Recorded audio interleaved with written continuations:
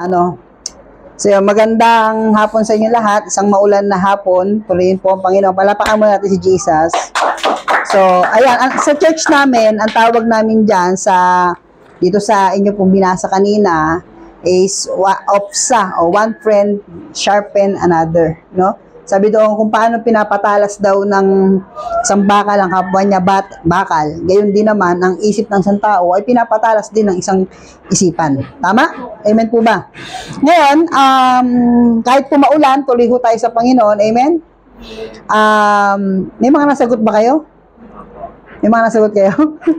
Sige. Yung title ko po ngayong hapon po na ito ay Great Secret That You Should Not Tell Anyone.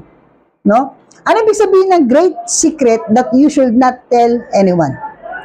Yung mga bagay na dapat hindi mo sinasabi sa tao. May mga bagay na hindi dapat sinasabi sa tao. Alam niyo po ba, karamihan sa problema natin ay bunga ng pagiging madaldal natin. Totoo hindi? Hello? Totoo po hindi? So, sa akin pong pagmi-ministry, sa pakikinig ko po sa Panginoon, napakarami ko pong natutunan. At ito pong natutunan ko na ito, ay gusto ko pong ibahagi sa inyo. Na may 5 bagay para ang buhay mo maging successful. Sino dito gusto maging successful? Buhay mo maging payapa.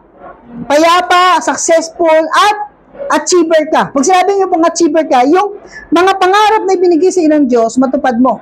May 5 bagay na dapat mong, wag mong sasabihin kanino man. Hello? Amen. Kayo po ba ay napagkakatiwalaan ng Diyos?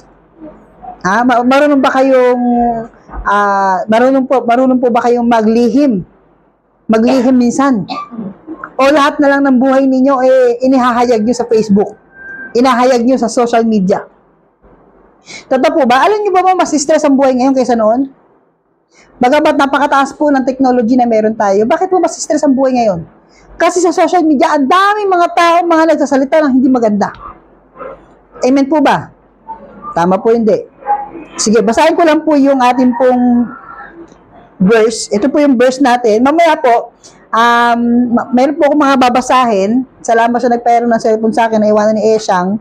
No? Yung isang cellphone na pinahawak ko sa kanya na iwanan niya. Anyway, sabi dito, yung ASMD po, ang salita ng Diyos version po ito, hindi po ito yung MBB, yung magandang balita Biblia na meron po tayo. Ito po ay version ng ang salita ng Diyos. Sabi po dito, Kawikaan chapter 12 verse 9, Kawikaan chapter 12 verse 9, sabay-sabay, 1, 2, 3, go. Mas mabuti ang taong simple, ngunit kayang magbayad ng katulong, kaysa sa taong nagkukunwaring mayaman, ngunit kahit makain ay wala naman. Wow! Ganda ng verse, no? No? Taliwas doon sa sinasabi sa atin. Taliwas doon sa ginagawa natin. Sabi sa Biblia, mas mabuti daw yung simple, pero meron kang ibubuga. Kaysa naman yung mukha kang mayaman, wala ka naman pang gasolina. Di po ba? Minsan nauna yung luho kaysa sa pangangailangan Pansinin niyo po yung mga taong mayaman. Naka-beach walk lang naka-forma lang, naka-simpleng forma lang di po ba? Simpleng damit, simpleng suot, di po ba? Pansinin niyo po si Marcos. No, pasensya na po, nabanggit ko po si Marcos. Alam niyo po ba, ito pong kanyang anak na si Sandro. Isa sa ayaw ni Sandro sa tatay niya, alam mo ka, no? Kasi daw inaabot doon ng 10 years yung kanyang damit, hindi daw pinapalitan. At minsan, kapag nagpalit daw si Marcos ng damit, pinapasa niya doon sa kanya, sa panganay niya, sumunod doon sa pangalawa. Kaya si Sandro, kahit doon naman sila kayaman, yung damit ni Marcos, yun din yung binamamana niya sa kanyang mga anak. Yun po yung nakasanayan ng mga Pilipino. Tama hindi? Tama po ba ako hindi? Ha? Ngayon sa social media, yung mga vlogger, kung makasuot ng ginto, makasuot ng kung ano-ano, akala mo naman talagang sobrang yaman. Amen po ba? Di po ba, mas maganda yung simple, pero meron kang ibubuga. Kaysa naman yung pormadong-pormado ka, nakakotse ka nga, hinihiram mo naman yung panggasolina mo. Hello? Hello? Sabi dito, di ba? Sabi dito, mas mabuti, mas mainam ang taong simple, ngunit kayang magbayad ng katulong, kaysa taong nagkukunwaring mayaman, ngunit kahit makain ay wala naman. Meron pong 4 na tanong dito. Nasagot nyo ba kanina, mga kapatid? Unang tanong, ano ang dalawang uri ng tao na nabanggit sa verse natin na pinag-usapan? Ano yung dalawa? Sige kuya, yung simple at yung nagkukunwaring mayaman. Okay? Naalala ko po si Chingkitan, no? Chingkitan. Abay, meron daw isang matanda na pumasok doon sa bangko. Alam mo kung anong dala-dala? Bayong yung dala-dala. Tapos yung suot niya talagang yung pambahay lang. Alam niyo po ba nung nag-withdraw doon ng pera, yung bayong daw punong-puno ng pera. Hello? Amen. Pangalawang tanong dito, ano ang kanilang pagkakaiba? Anong pagkakaiba ng simple at saka yung nagkukunwaring mayaman? Yung simple muna tayo. Anong pagkakaiba nila? Yung simple, kayang magbayad ng katulong. Pero yung nagkukunwaring mayaman, walang makain. Hello? Hello? Okay lang kayo? Diba? Kaya huwag kayong mainggit doon sa social media na lahat na lang pinapakita sa Facebook, may bagong sasakyan, may bagong cellphone, nakapunta sa ganito. My God! Amen. Ako po, nagpo-post po ako, minsan nagbablog ako sa sarili kong vlog. Kasi yung cellphone ko mabilis mapuno. Para sinesave ko siya sa YouTube, sa Facebook ko, para meron akong, may ala-ala ko. Pero hindi po yung to brag kung saan ako napupunta. Amen. Pangatlo, sa palagay mo, sino ang dapat tularan sa dalawa? Yung taong? Bakit? Kasi? Bakit yung simple? Parang yung words, parang kung magsalita man siya, may kalakip na action. May kalakip na action. Hindi lang puro salita, no? Pang-4, kung ihahambing ka sa dalawa, ito na. Ito maganda tanong. Kung ihahambing ka doon sa dalawa, yung simple at saka nagkukunwaring mayaman, sino ka doon? Totoo ba yan? O yung kayo, sa gitna? Medyo lang. Sino kayo doon? Kayo ba yung simple?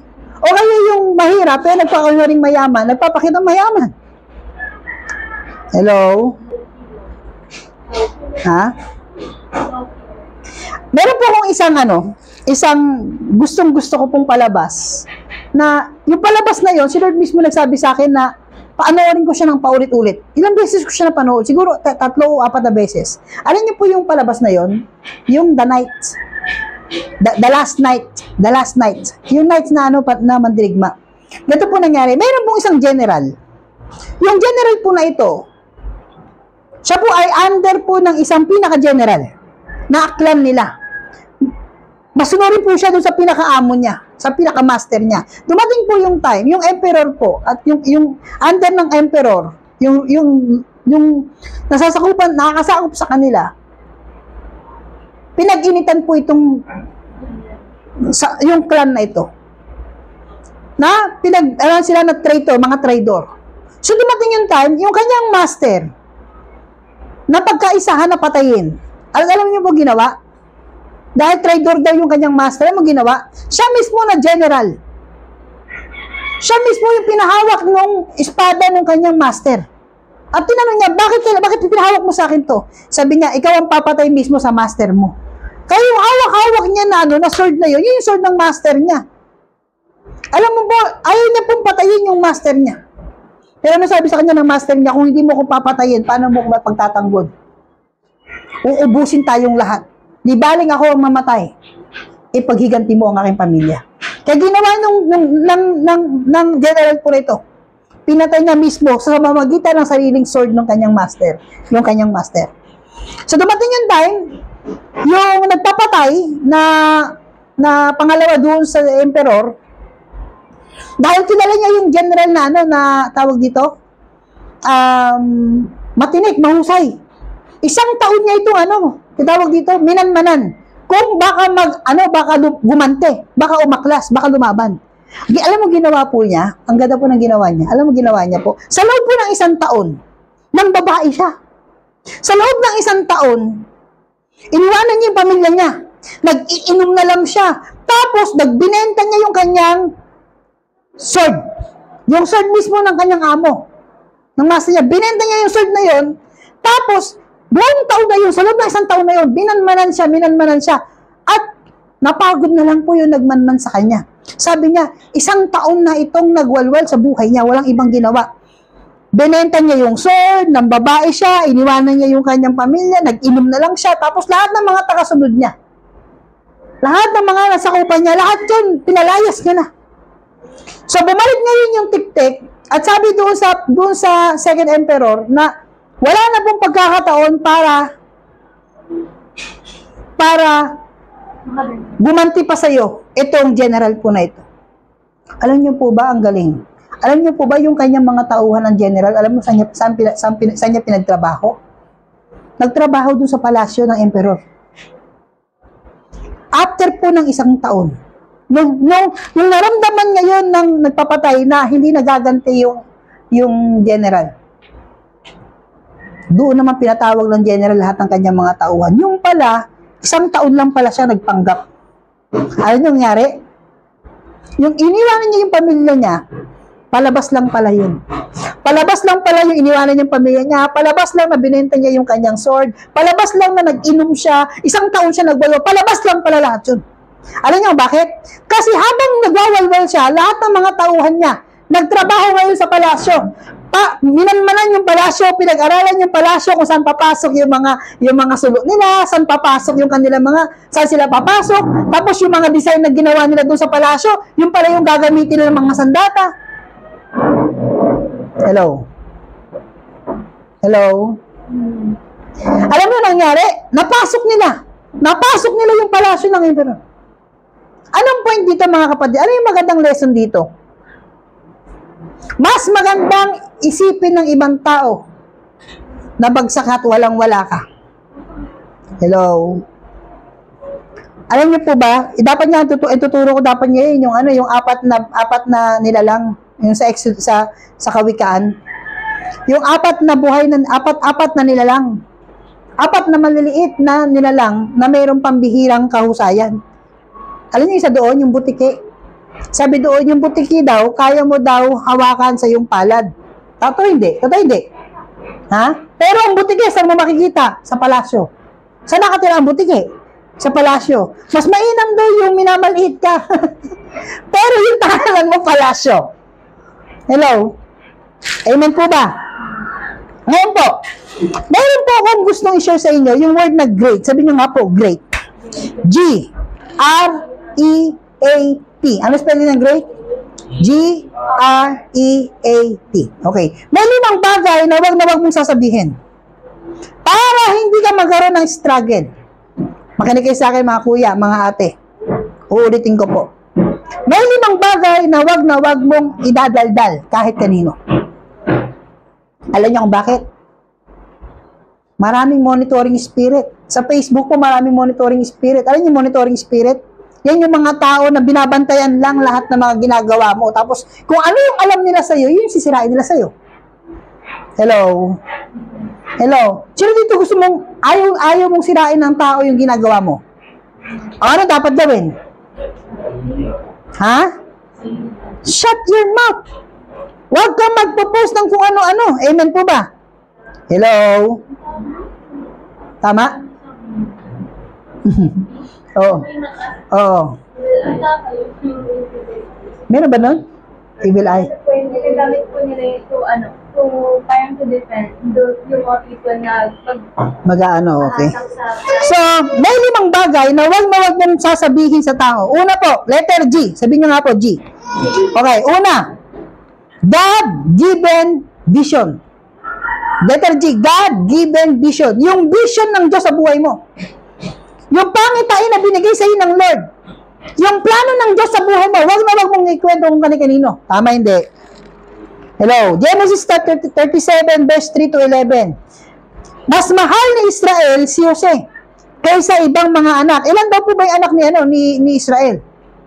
12. May 11 yung babae, si Dina. Dina Sale. No? Mas mahal ni Israel si Jose kaysa ibang mga anak sapagkat matanda na siya nang ito'y sinilang. Genesis 37. Ginawa niya ito ng damit na mahaba at may manggas. Nang mahalata ng mga kapatid ni Jose na mas mahal siya ng kanilang ama, kinamuhian siya ng mga ito at ayaw siyang pakisamahang mabuti. Nagsiselos yung mga kapatid ni Jose. Kasi nga si Jose daw po ay pinanganak po na huli na. No? Last na siya bago pinakalas si Benjamin. No? Now, minsan nanaginip si Jose at lalong namuhi ang kanya mga kapatid. Bakit namuhi yung mga kapatid ni Jose? Dahil ba sa panaginip? Nang ito'y ikwento niya sa kanila. Sabi ni Jose, napanaginipan ko na tayo ay nasa bukid at nagbibigkis ng trigo, tumayo ang aking binigkis at yumukod sa paligid nito ang inyong mga binigkis. Ano ang ibig mo bang sabihin ay maghahari ka sa amin? Tanong nila. At lalo silang nagalit kay Jose. Nanaginip muli si Jose at isinaysay sa kanyang mga kapatid na ganito, nakita ko sa aking panaginip na ang araw at ang buwan at 11 bituin ay yumuko sa aking harapan. Sinabi rin niya ito sa kanyang mga ama at ito'y nagalit din sa kanya. Anong ibig mong sabihin? Tanong ng ama. Kami ng iyong ina at mga kapatid ay yuyuko sa harapan mo. Inggit na inggit kay Jose ang kanyang mga kapatid. Alam niyo po ba yung pangitain, yung panaginip ni Jose? Pinakita ng Diyos ang mangyayari sa kanya sa future na darating ang time, yung mama niya, yung tatay niya, yung mga kapatid niya, yuyuko sa kanya. Ibig sabihin ng yuyuko, siya yung gagamitin, siya yung itataas ng Diyos pagdating ng panahon. Tama hindi? Hello? Pero, yung pangitay na yun yung plano ng Diyos sa kanya sa future. Tama hindi? Pero ano naging dahilan kung bakit lalo siyang kinaingitan at lalo siyang kinagalitan ng kanyang mga kapatid? Kasi lahat ng visions niya, lahat ng panaginip niya na gagawin ng Diyos sa kanyang dakila, kinikwento niya kung kani-kanino. Ultimo yung kanyang sariling tatay nagalit. Hello? Hello? Hello? May mga taong inuuna agad yung celebration, naalala ko yung kwento eh. Mag-exam siya ng LET sa teacher. Licensure Examination for Teachers. Alam mo, ginawa niya? Dahil confident siyang makakapasa siya. Pagkatapos ng exam, sinabi niya sa magulang niya, pasado ako. Alam nila kung kailan nilitaw yung resulta. Tapos, ginawa niya, after niya mag-review, yung reviewer niya, pinahiram niya doon sa kapitbahay niya, sa kaibigan niya. Na, medyo mahina yung utak niya isa sa kanya. So, confident siya. Alam niyo po ba nangyari po? Bago po lumitaw yung resulta ng LET, meron ng tarpaulin yung magulang niya sa bahay nila. Congratulations. Kino-congrats siya kasi maaga siya nagdeklara na siya ay makakapasa. Alam niyo po nangyari? Hindi po siya nakapasa. Yung nakapasa po yung kapitbahay niya na pinahiram niya lang na reviewer. Hello? Huwag maagang magse-celebrate. Tinawagan ka ng trabaho mo, kinento mo ka agad. After nun, di ka na tinawagan. Kasi, ito totoo lang ha, kadalasan sa mga nauudlot, yung laging kinikwento. Kaya nga totoo yung kwento nila minsan eh. Mas mabuti pang hindi nagpaplano, natutupad eh. Kaysa nagpaplano tayo, usap-usap tayo, wala naman dumarating. Hello? Kung naniniwala ka na may gagawing dakila ang Diyos sa buhay mo, wag kang magkikwento kung kani-kanino, lalo na kung pagkakaingitan ka. Maraming taong inggitero. Minsan, maging sarili mong kapatid mismo may inggit sa'yo. Sarili mo minsan ka-churchmate may inggit sa'yo. Inggitan kasi yan eh. Amen. Amen po ba? Kaya mas mainam na kapag binigyan ka ng vision ng Lord, God gave you a vision. May pangako ang Diyos sa'yo sa future. Mas mainam na manahimik ka na lang.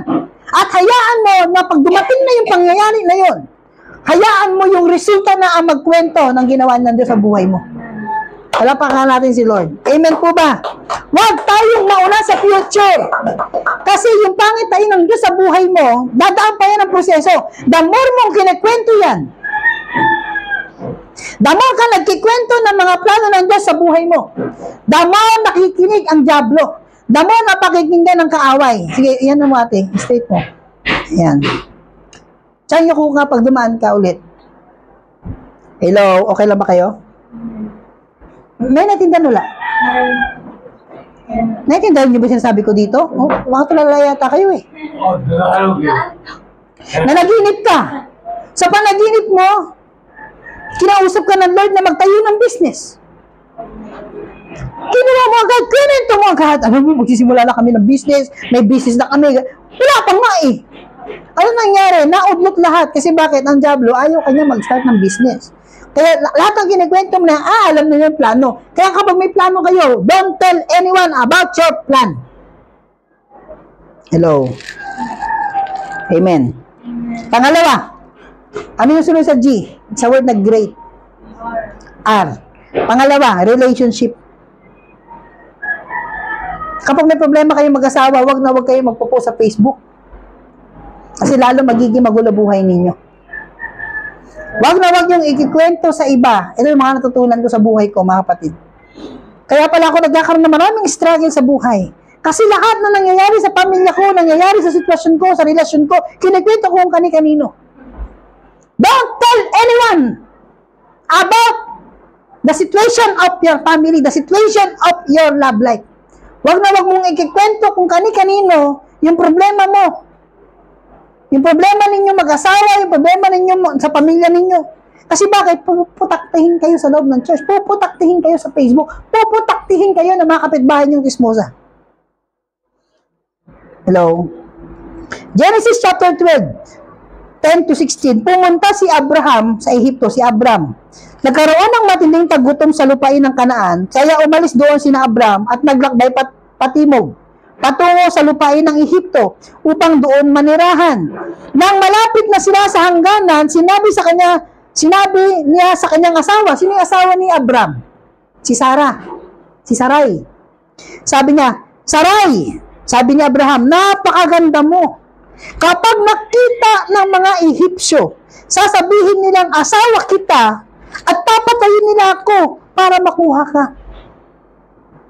Ang mabuti pa ay sabihin mong magkapatid tayo, alang-alang sa iyo, hindi nila ako papatayin. Bakit sinabi ni Abraham yun? Nagsinungaling ba si Abraham? Hindi po pagsisinungaling niya, wisdom yun. Kasi totoo naman kapatid niya talaga si Sarah. Si Sarah ay kapatid niya. Kapatid niya sa ina si Sarah. Kasi sa panahon niya ng Biblia, ang kakasalan mo dati, ang ikakasal ka, doon sa kamag-anak mo lang din para yung inyong mana din nawawala. Totoo naman talaga, half-sister niya naman talaga si Sarah. Hindi siya nagsisinungaling doon. Pero bakit niya sinabi yun? Bakit niya sinabi yun? Sabihin mo, hindi kita asawa, kapatid kita. Alam mo bakit? Kasi pag nalaman nila na si Abraham ay asawa ni Sarah, papatayin nila ngayon si Abraham. Paano mapoproteksyonan ngayon ni Abraham si Sarah? So, para proteksyonan niya ngayon si Sarah at hindi siya patayin, kinakailangan sabihin niya na magkapatid sila. Hello? Hindi po siya nagsisinungaling. Kasi totoo naman talagang half-sister niya si Sarah. Ang tawag doon, wisdom. Hello? Si Jesus ba nagsinungaling? Ha? Pero may wisdom si Jesus. Nabasa niya na ba yun? Sino nakabasa nun? Sa John. John chapter 7 yata yun. Sabi doon, sabi ng mga kapatid niya, gusto mo ba malantad? Pumunta ka na doon sa pista.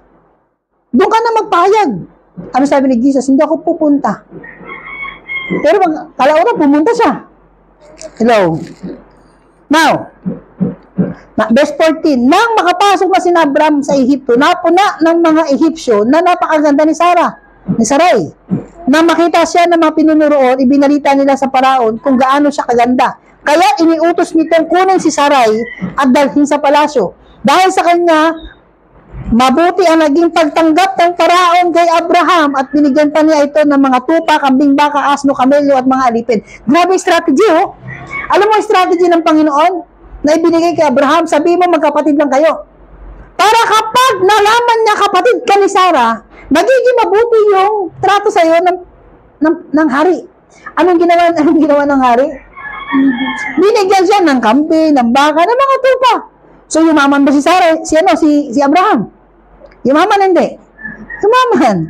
O, kamelyo at mga alipin. tupa, kambing, baka, asno, kamelyo at mga alipin. Dahil dito'y pinahirapan ni Yahweh ang paraon. Siya at ang buong palasyo ay nagdanas ng katakot-takot na karamdaman.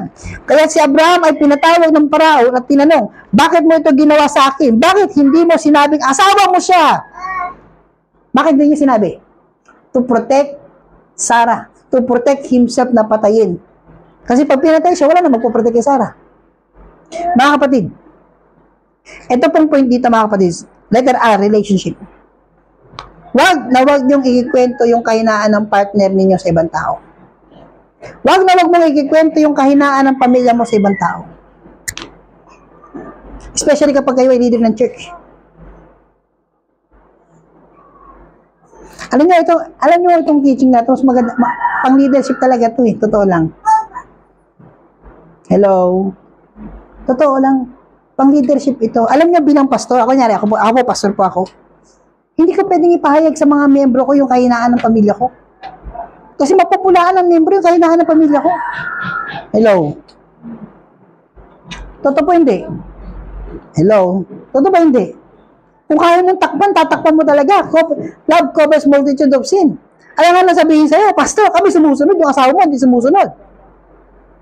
Mapupulaan kayo mga kapatid. Eh bakit pa si sister, bakit nila simba? Ay hindi, kasi may mission sa kabilang simbahan. Paano ba kayo papalaki ng simbahan? May kilala po ako eh, ganon. Yung misis niya, doon sa pinsan nagsisimba. Siya mismo, pastor, hindi nagsisimba yung misis niya. Eh napupulaan siya ng mga miyembro. Eh pastor, bakit yung asawa mo sa ibang church nagsisimba, doon sa pinsan mo, hindi sa'yo? Hindi ka siya nasuportahan. Alam mo sabihin mo na, ayaw nila akong suportahan, ayaw nila akong ano eh. Pupulaan ka ng mga membro. Eh, dapat sabihin mo, hindi kasi doon siya nakakilala. Pangalawa, nasa mission siya, yun yung mission niya. Pero kami, pag nasa bahay naman kami, ako naman yung pastor nila sa loob ng bahay. Ganun lang, kapatid. Hello? Amen. Amen po ba? Amen. Pastora, totoo ba yun? Napakahalaga po ng pamilya sa paglilingkod. Na kailangan yung relationship mo, yung pamilya mo, pinoproteksyonan mo. Isa po sa mga natutunan ko yan, mga kapatid. Totoo lang. Napakarami ko po natutunan. Amen. Letter, ano tayo? Saglit lang ako. Letter E. Ano yung letter E? Genesis chapter 26, verse 12 to 22. Nang taong iyon, si Isaac ay nagsaka sa lupain ng Gerar at makasandaang ibayo ang kanyang inani kaysa sa kanyang itinanim. Pinagpala siya ni Yahweh, pinagpala ng Diyos si Isaac. Patuloy na lumago ang kanyang kabuhayan at siya ay naging napakayaman. Sabi nga po, napakayaman. Nainggit sa kanya ang mga Pilisteo sapagkat marami siyang alipin at mga kawan ng tupa at baka. Kaya tinabunan nila ang mga balong ginawa ng mga alipin ni Abraham nung ito'y nabubuhay pa. Ito po sa Abraham, nakapaghukay po ng mga balon. Yung kanyang anak na si Isaac, nung nalaman po ito ng mga kalaban, ng mga tao, ng mga Pilisteo, na si Isaac po ay pinagpala, makinig kayo mabuti, alam mo ginawa nila? Kasi yung mga tupa ni Isaac, kailangan ng tubig, tama? Tama ba ako? Ang mga tupa ba kailangan ng tubig? Alam mo ginawa ng mga kalaban ng mga Pilisteo? Nainggit sila kay Isaac, alam mo ginawa nila? Yung mga balon na pinahukay ng tatay ni Isaac, tinabunan nila. Sabi niyo nga po balon. Ano ba yung balon sa buhay mo? Ate Beverly, ano yung balon sa buhay mo? Alam mo ba kung ano yung balon sa buhay mo? Hindi mo alam? Pastora, ano yung balon sa buhay ninyo?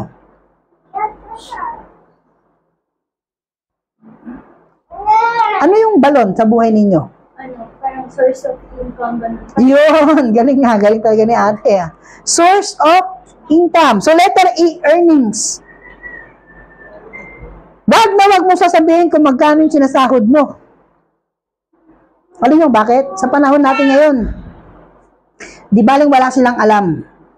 At least hindi ka nila matamatahin. Kasi ngayon, ang value ngayon ng tao, nakadepende na lang sa kinikita eh. Totoo hindi? Tama hindi? Totoo ba hindi? No, pag wala kang trabaho, wala kang pera. Ako, tingnan mo ako ngayon, wala akong trabaho. Hindi naman hatang wala akong pera.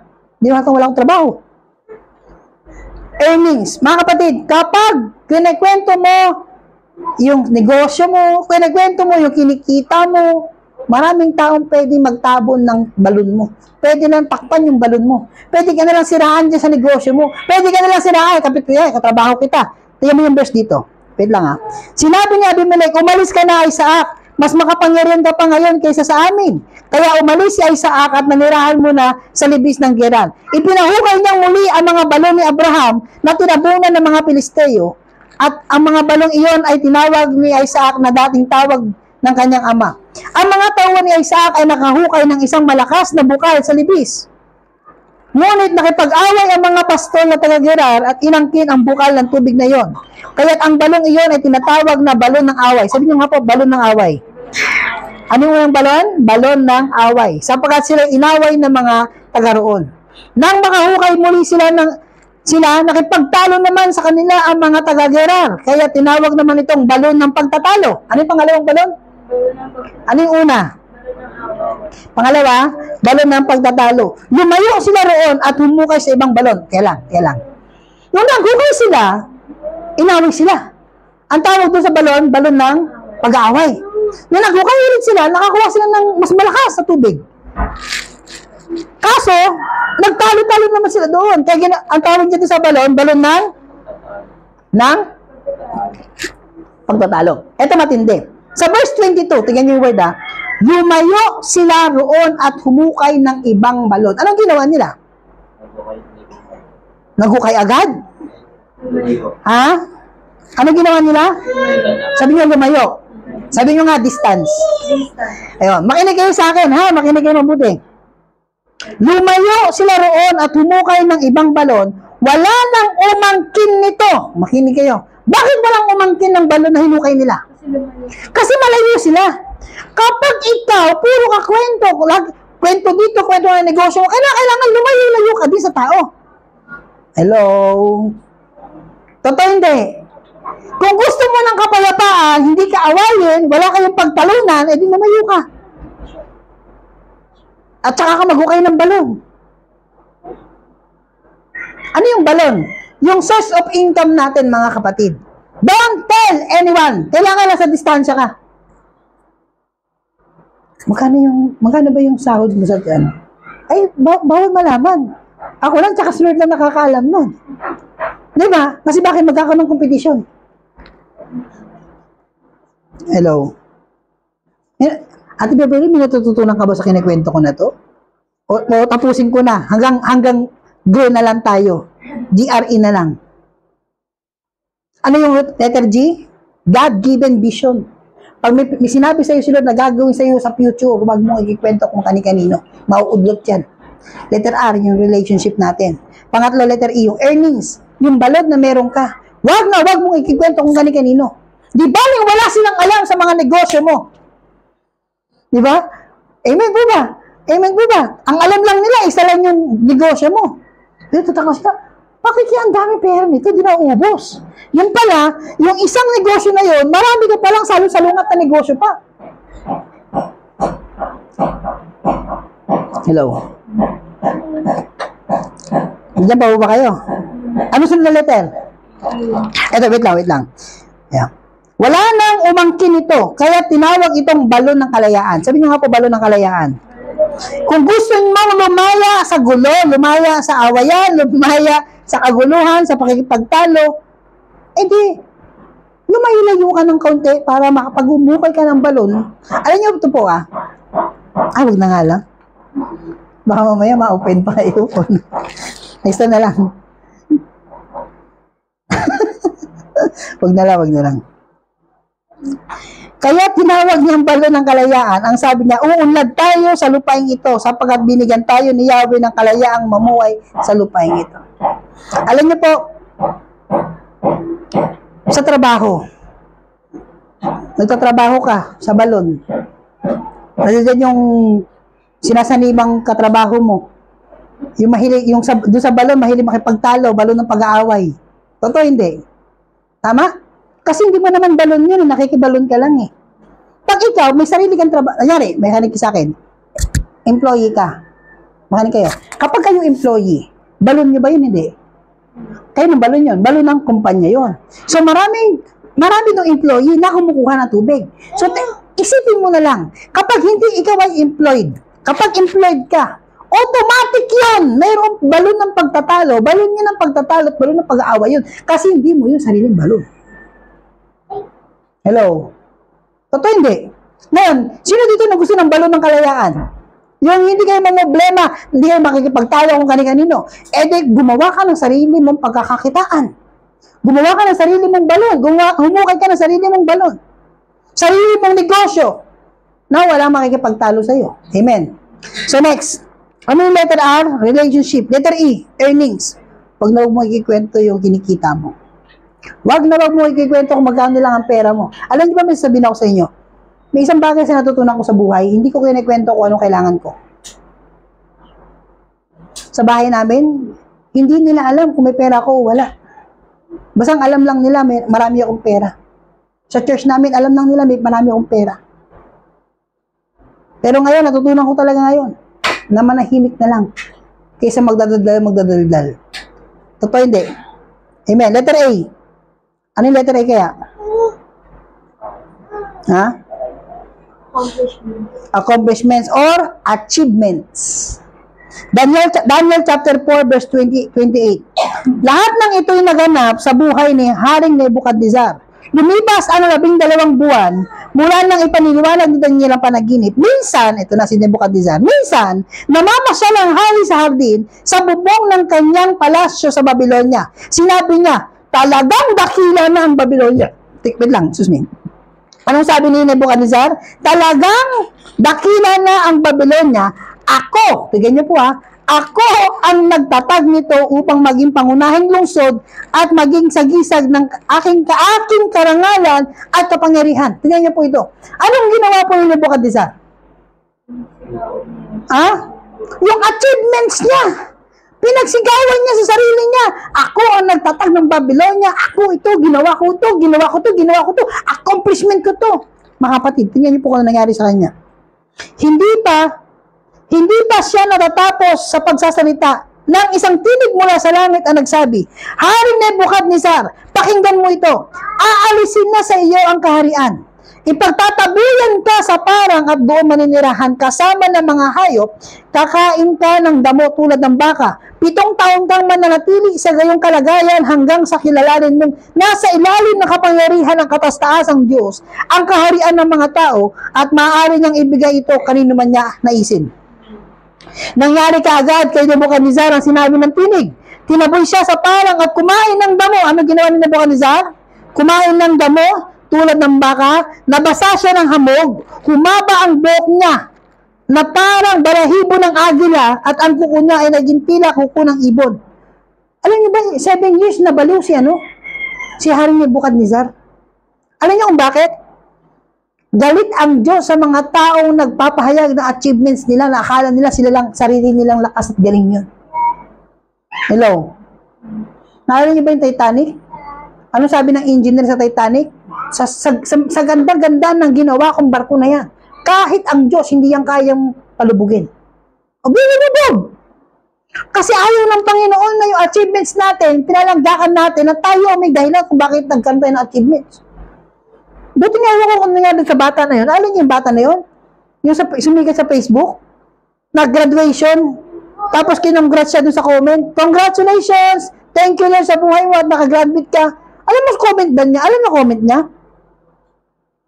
Ito na lang, bakit sila ba pinasasalamatan ninyo? Hindi naman sila na nagtrabaho. Hindi naman sila na nag-aral. Sarili kong accomplishment ito kaya ako nakagraduate. Bakit sila na pasasalamatan ninyo?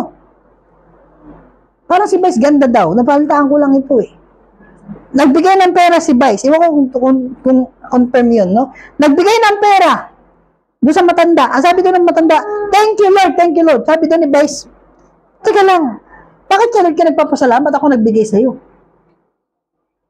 Alam niyo ba, may sabihin ako sa inyo, yan ang ayaw na ayaw ng Panginoon. Yung sasabihin mo na akong gumawa nito, akong gumawa niyan, kaya kayo naging ganyan dahil sa akin. Hello? Kaiksing ko na lang po. Mga oras na rin naman. Basahin po natin, unang Kronika, chapter 21. Basahin ko lang po. Unang Kronika, chapter 21. Ang census at ang salot. Pakinggan niyo po yung nangyari po, no? Nais guluhin ni Satanas ang Israel. Kaya inudyukan nito si David na mag-census. My God. Sabi ni Satanas, pakinig kayo mabuti ha, gusto niyang sirain ang bansang Israel. Alam mo ginawa ni Satanas? Binulungan itong si David. So, ibig sabihin may tendency sa buhay natin na ikaw bulungan ka ng kaaway. Tama hindi? Now, sabi dito, dahil dito, inutusan ng hari si Joab at ang mga pinuno ng hukbo na alamin ang bilang ng mga Israelita mula sa Beersheba hanggang sa Dan at iulat sa kanya. Ngunit sinabi ni Joab, halimbawa ang mga tao ay paramihin ni Yahweh ng makasandaang beses. Hindi ba't sila'y mga lingkod mo pa rin? At ikaw ang kanilang marangal na hari. Hindi pa ninyo kailangan gawin ito, kamahalan. Bakit pa ninyo bibigyan ng dahilan upang magkasala ang Israel? Ngunit nanaig ang utos ng hari. Nagalit ang Diyos. Tingnan niyo po ito. Alam niyo po ba naglalakas itong si David? Binulungan siya ni Satanas. Ang sabi ni Satanas, bilangin mo kung gaano ka nakalakas. Pastora, tingnan niyo po yung word ko po ah. Wag na wag kayong magbibilang ng membro. Totoo hindi. Si David, sinensus niya, binilang niya kung gaano karami ang army niya. Nung binilang ni David yung army niya, nagalit ang Diyos. Alam mo nangyari po, tingnan niyo po ito. Sabi niya, sinabi ni David, nagalit ang Diyos sa ginawang ito, kaya pinarusahan niya ang Israel. Sinabi ni David sa Diyos, napakalaking kasalanan na nagawa ko, Yahweh, patawarin mo sana ako sa aking kahangalan. Sinabi ni Yahweh kay Gad, ang propeta ni David, pumunta ka kay David at sabihin mo sa kanya, sinabi ni Yahweh, pumili ka sa 3 bagay na maaari kong gawin sa iyo. Bilang parusa ng Panginoon, may 3 bagay. Pumunta nga si Gad kay David at pinapili ito. 3 taong paggutom, 3 buwang pananalantalan ng mga kaaway, o 3 araw na pananalanta ng Diyos sa pamamagitan ng salot sa buong Israel na isasagawa ng anghel ni Yahweh. Magpasya ka ngayon upang masabi ko ito kay Yahweh. Alam niyo po, nung binilang po ni David, makinig kayo mga kapatid, nung binilang ni David kung gaano na karami ang kanyang army, ang kanyang membro, gaano na kalakas ang Israel nung binilang po ito, nagkaroon ng pride itong si David. Bilangin, isensus lahat. Doon po nagalit ang Panginoon. Alam niyo po, meron po akong personal na kwento po. Ito po, ganito po yung ano ko eh. Halos ganito po yung pulpito ko sa church eh. Alam niyo po, may pangyayari sa buhay ko po. Na bago po ako tumayo ng church, nagkaroon po ko ng pangitain. Kitang-kita ko si Lord Jesus Christ lumalakad sa pulpito. Alam niyo po ginawa niya? Yung kamay niya po, inilagay niya dito oh. Sa pulpit. Nilagay niya po yan, ganyan. As sabi sa akin ng Lord, I am the head of this church. Kaya nga po yung word na head pastor, hindi ko na po yan ginagamit. Kahit sabihin po masyado akong dogmatic. Kasi si Lord po talaga ang pinaka-head church, head pastor natin. Totoo hindi?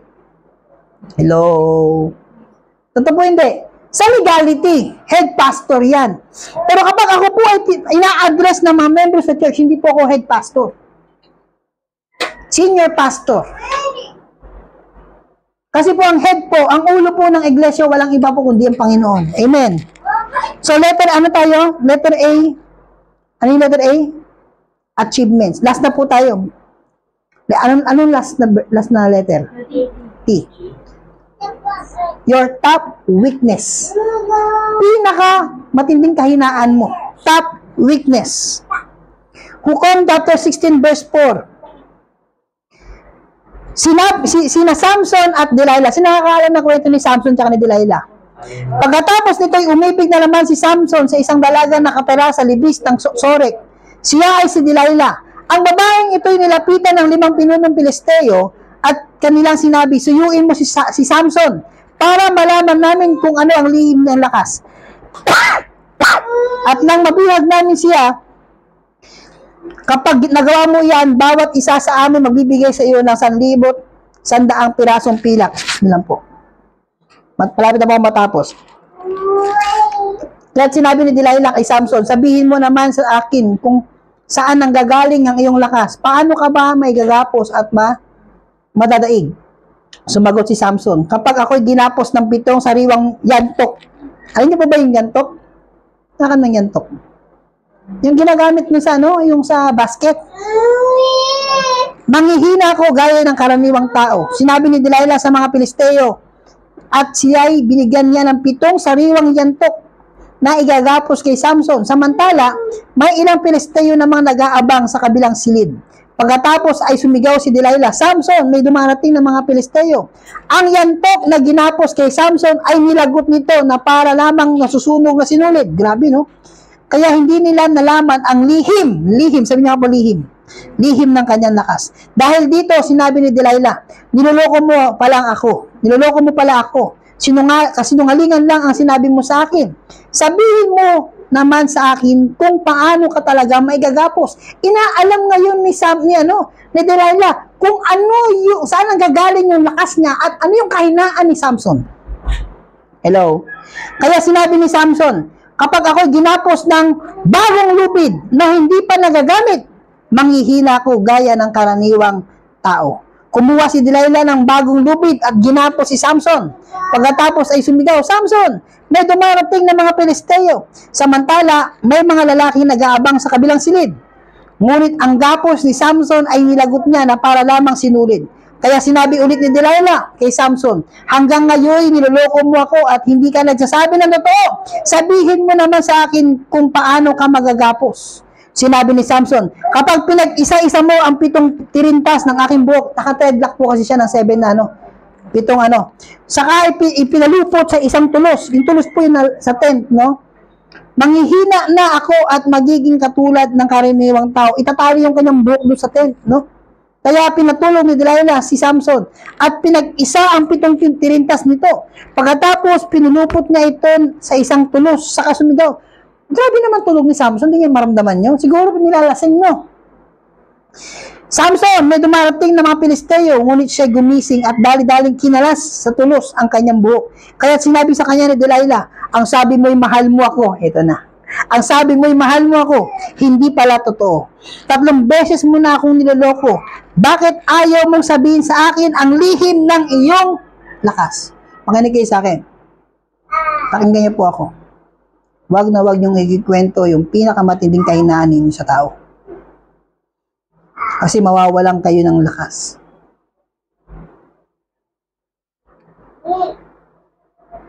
Verse 17, kaya sinabi na niya ang totoo.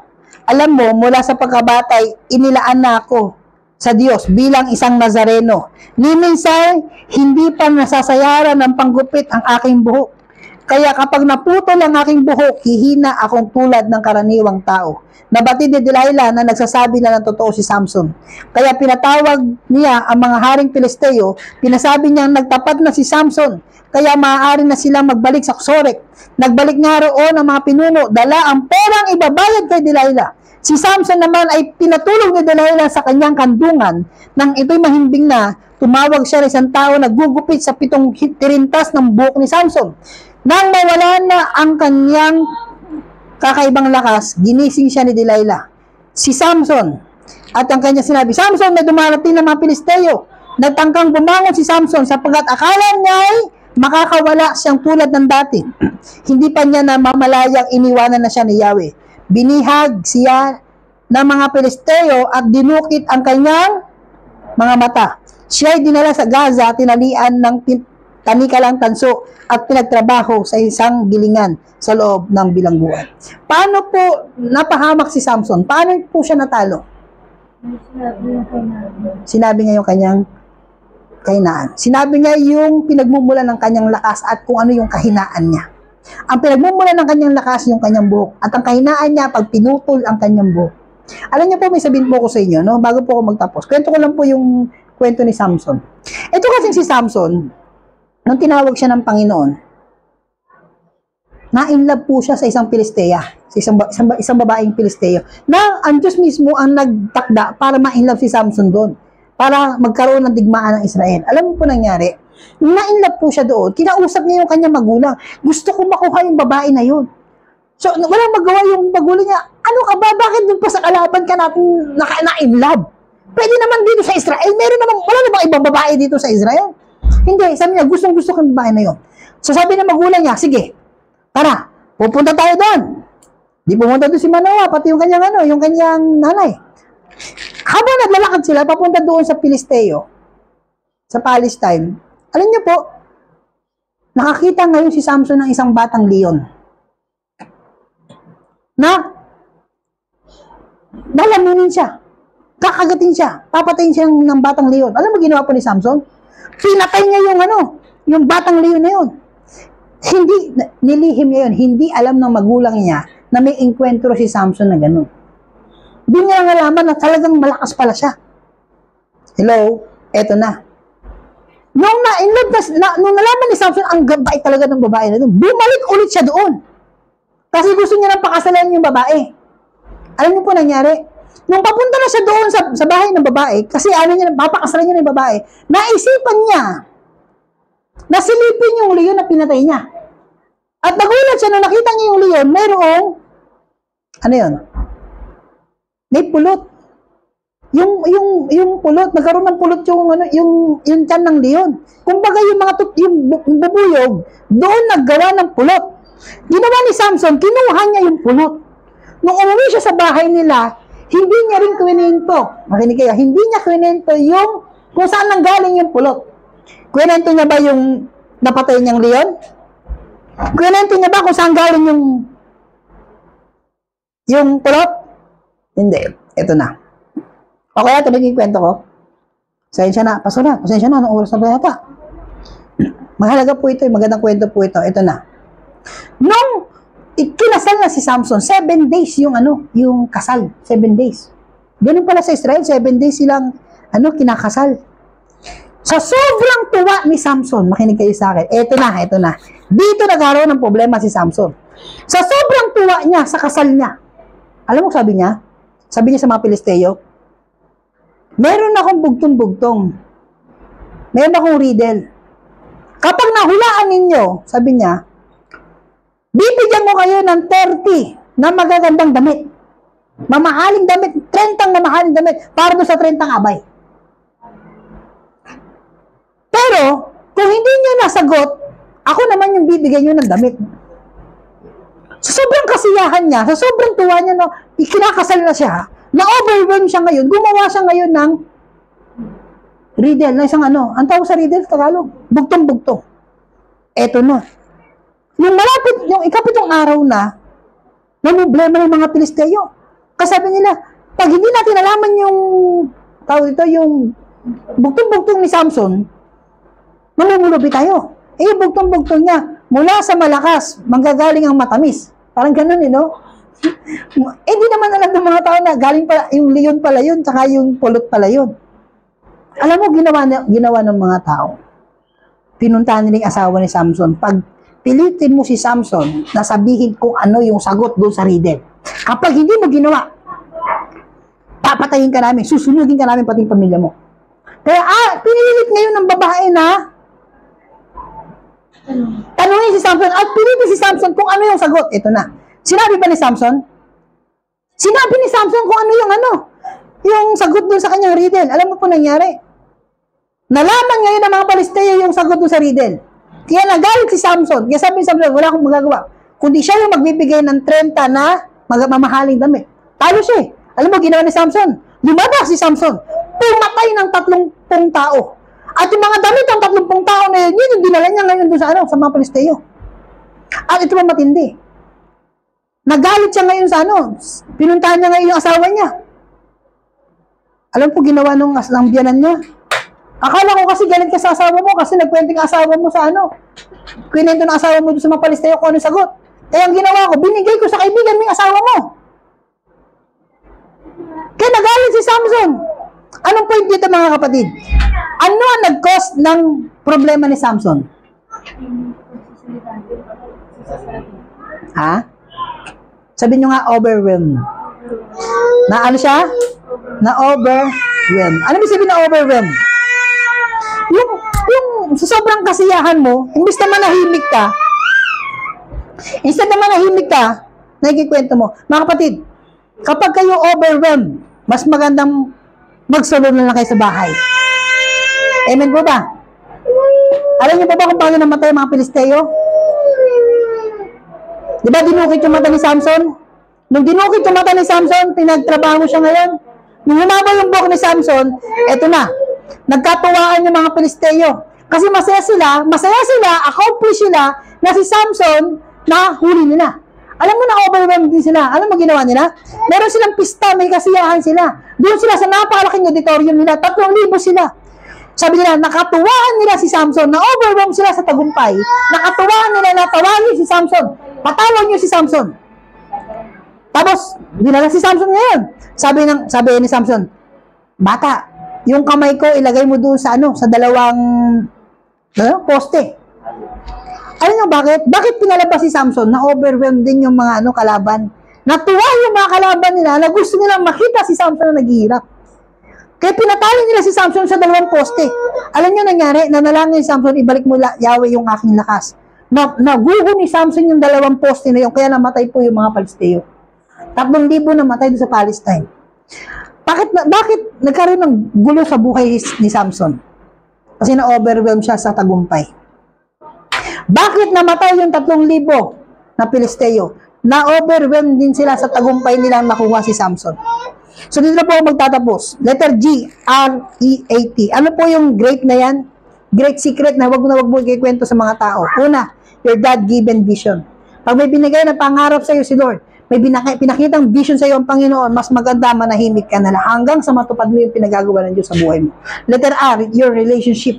Letter E, your earnings. Yung balon mo, wag na wag mong ikikwento. Baka pag kwento mo yung balon mo, kwento mo kung saan yung source ng mo, kaiingitan ka. Baka dumihan nila yung balon mo. O kaya takpan nila yung source of income mo. Amen po ba? Letter A, yung achievements. Mas maganda manahimik na lang tayo. Kung meron kang ganito, meron kang ganyan, be quiet.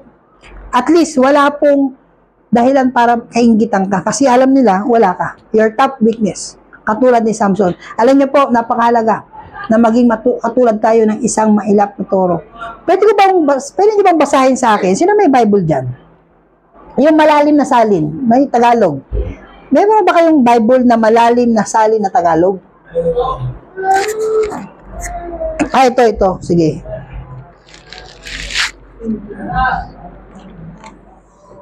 Sino pwede magbasa? Meron ka dyan sa Tagalog? Yung may Tagalog tsaka English? Sige nga, basahin mo nga. Ito pala dilute eh. Awit 92, verse 10.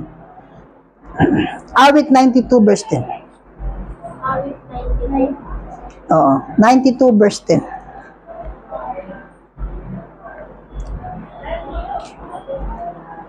Sige nga, awit 92 verse 10. Be wise. Maging wise tayo mga kapatid. Awit 92 verse 10.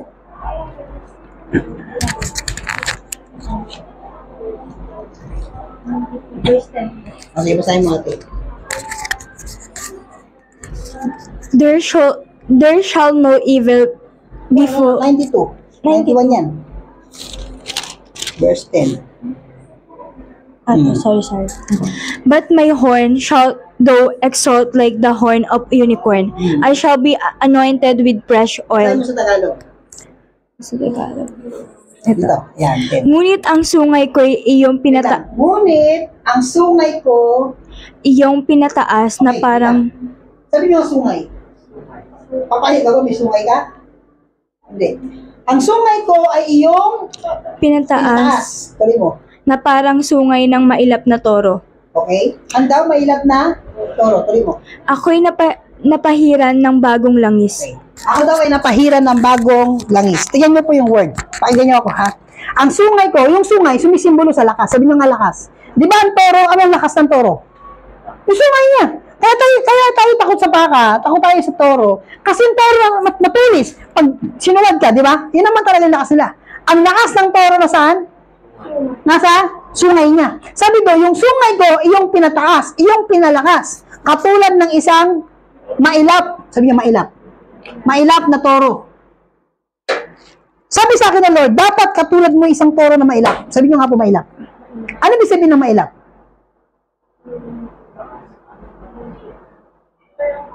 Magaling kang tumakas. Magaling kang umiwas. At sabi doon, at ako'y pinahiran mo ng bagong langis. Makinig kayo sa akin mabuti. Makinig kayo mabuti. Alam niyo po ba, kailangan kong proteksyonan yung anointing ko. Hindi ko kailangan makipagdebate sa iyo. Hindi ko kailangan makipagdebate kung kani-kanino. I have to protect my anointing. Nasabi sa akin na, huwag kayo magpapahuli kay Satanas. Hello? Hello? Amen po ba? Yung balon mo, itago mo yung balon mo. Yung vision mo, itago mo. Maging katulad ka ng isang torong mailap na kahit habulin ka nila, hindi ka nila mahabol. Alam niyo kung bakit? Ate Sham, example. Kunyari ikaw, visionary ka. May mga vision ka. Instead na itago mo na lang yan, sabihin mo, ikwento mo yan doon sa makatulad mo, pag kwento mo yan sa Baptist, kwento mo yan kung saan sa mga pastor na hindi naman naniniwala sa vision mo, ano sabihin sa'yo? Baliw ka lang. Eh di wala na. Ano nangyari sa vision mo? Yung anointing mo, wala na. Bakit? Kontaminado na anointing mo. Kasi bakit? Nagpahuli ka doon sa mga matatalino. Hello? Sabi nga nga po, tayo po tayo lahat.